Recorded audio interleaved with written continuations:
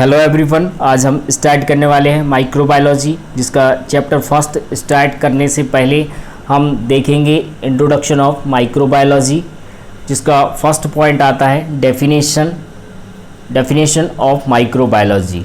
Microbiology is the study of micro organism which is visible only with microscope. Microbiology, micro means small, bio means living and logy means science या फिर study. तो small living things के बारे में study करना ही microbiology कहलाता है। और माइक्रो ऑर्गेनिज्म को हम डायरेक्टली अनएडेड आई से नहीं देख सकते हैं। इसको सीन करने के लिए हमें माइक्रोस्कोप की ज़रूरत पड़ती है। उसी की हेल्प से हम कोई भी माइक्रो ऑर्गेनिज्म जो होता है उसको सीन कर सकते हैं। और इसी के बाद जो माइक्रो ऑर्गेनिज्म रहते हैं उसको हम कुछ ग्रुप्स में डिवाइड कर सकते हैं। For example algae, bacteria, fungi, protozoa and virus. Most of the micro organism are harmless, 99% are good and 1% are bad. Next आता है हमारा हिस्ट्री ऑफ माइक्रोबायोलॉजी, जिसके फर्स्ट साइंटिस्ट हैं हिस्ट्री में अगर हम बात करते हैं जब, तो वो हैं अरिस्टोटल।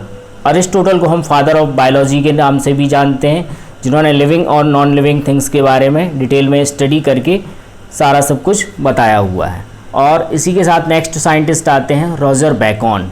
इन्होंने 13th सेंचुरी में, काफ़ी टाइम पहले की बात है ये, उन्होंने उस टाइम ये डिस्कवर किया कि जब कोई भी किसी भी पेशेंट को या फिर किसी भी पर्सन को कोई डिसीज़ हो जाती है तो वो डिसीज़ जो है किसी न किसी बाहर से आए हुए पार्टिकल या फिर बाहर से आए हुए कोई ना कोई माइक्रो ऑर्गेनिज्म की बॉडी में एंटर करने से ही वो डिसीज़ उसको हुई है।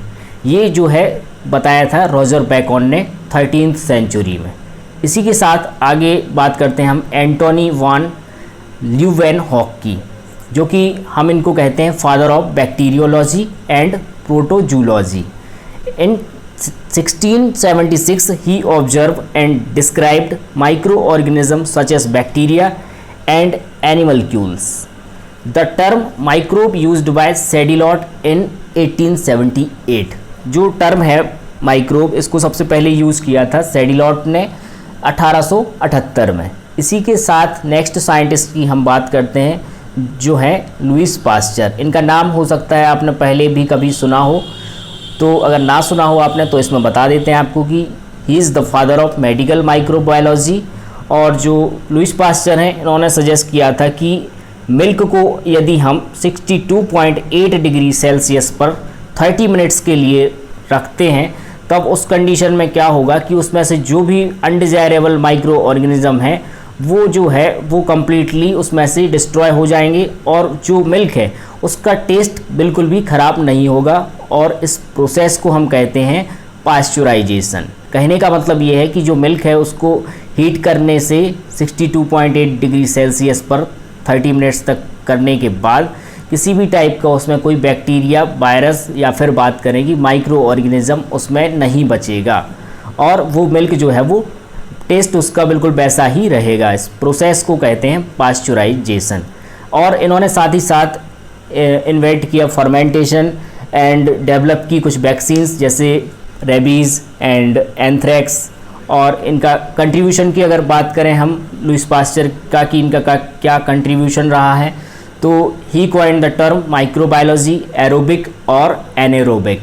दैट मीन्स वो माइक्रो ऑर्गेनिज्म जो कि ऑक्सीजन के प्रेजेंस में सर्वाइव करते हैं और वो माइक्रो ऑर्गेनिज्म जो कि ऑक्सीजन के एब्सेंस में भी सर्वाइव कर सकते हैं। इन्होंने ये स्टडी करके बताया है लुईस पास्चर ने। और इसी के साथ आगे देखते हैं कि जो एक डिसीज़ है एंथ्रेक्स, जो बैक्टीरिया से कॉज करती है, ये भी इन्होंने ही बताया और इसकी वैक्सीन को भी डेवलप किया, एंथ्रेक्स की डिसीज़ को, एंथ्रेक्स की वैक्सीन को, तो वो हैं लुईस पास्चर। और साथ ही साथ इन्होंने इंट्रोड्यूस किया स्टेरिलाइजेशन टेक्निक को। Most important technique sterilization. Sterilization means किसी भी ऑब्जेक्ट या फिर किसी भी पार्टिकल जो है हमारा कोई भी ऑब्जेक्ट है उसके ऊपर से बैक्टीरिया, वायरस को कम्प्लीटली डिस्ट्रॉय कर देना। इस प्रोसेस को कहते हैं हम स्टेरिलाइजेशन। इसी के साथ नेक्स्ट साइंटिस्ट आते हैं गिरोलेमो फ्रेकास्टोरो। इन्होंने बताया कम्युनिकेबल डिसीज़ के बारे में, those disease which spread through communication, मतलब कि जो कम्युनिकेट करने से जो डिसीज़ होती है उसको हम कहते हैं कम्युनिकेबल डिसीज़। इसको बताया सबसे पहले गिरोलेमो फ्रेकास्टोरो। और इसी के साथ आगे हम नेक्स्ट साइंटिस्ट की बात करते हैं, तो वो हैं Lord Joseph Lister. He is the father of antiseptic surgery. इन्होंने बताया कि अगर कभी वुंड होता है जो उसमें अगर कोई इन्फेक्शन हो जाता है तो वो किसी न किसी माइक्रो ऑर्गेनिज़म की वजह से ही हुआ है। और साथ ही साथ इन्होंने ये बताया कि कोई भी सर्जरी जब होती है तो उस कंडीशन में सब सर्जरी की जाती है तो वहाँ पर कट लगाया जाता है। तो कट लगाने के टाइम पर कोई भी माइक्रो ऑर्गेनिज़म जो है वो उस टाइम एंटर कर सकता है। तो उस माइक्रो ऑर्गेनिज़म को एंटर करने से रोकने के लिए इन्होंने सजेस्ट किया कि जो ग्लव्स होते हैं उसको हम कार्बोलिक एसिड के 5% सॉल्यूशन से उसको स्टेराइजेशन करेंगे और उसके बाद ही वो सर्जरी करेंगे, या फिर एयर में हम कार्बोलिक एसिड को स्प्रे कर देंगे। तो उस कंडीशन में जो माइक्रो ऑर्गेनिज़म है वो बॉडी में एंटर नहीं कर पाएगा। ठीक है, इसी के बाद आते हैं next scientist Alexander Fleming. He discovered first antibiotic penicillin in 1928। तो इन्होंने डिस्कवर की पहली एंटीबायोटिक। अगर आपसे कोई पूछे कि फर्स्ट एंटीबायोटिक कौन सी है तो आप बता सकते हैं कि पेनिसिलिन, जो कि डिस्कवर किया था अलेक्जेंडर फ्लेमिंग ने 1928 में। वो भी कहाँ से डिस्कवर किया था? पेनिसिलियम नोटेटम से, जो कि डिस्ट्रॉय करता है बहुत सारे पैथोजेनिक बैक्टीरिया के लिए।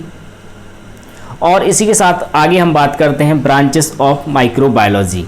स्टडी ऑफ वायरसेस, वायरस की स्टडी जो होती है उसको हम कहते हैं वायरोलॉजी। और नेक्स्ट पॉइंट आता है हमारा बैक्टीरिया, स्टडी ऑफ बैक्टीरिया, इसको हम कहते हैं बैक्टीरियोलॉजी। बैक्टीरिया की स्टडी को बैक्टीरियोलॉजी। नेक्स्ट प्रोटिस्टा, प्रोटिस्टा की स्टडी को कहेंगे प्रोटिस्टोलॉजी। उसी के साथ पैरासाइट्स, पैरासाइट्स की स्टडी को कहेंगे पैरासाइटोलॉजी। और उसी के बाद आता है फंगाई, फंगाई की स्टडी को कहेंगे माइकोलॉजी।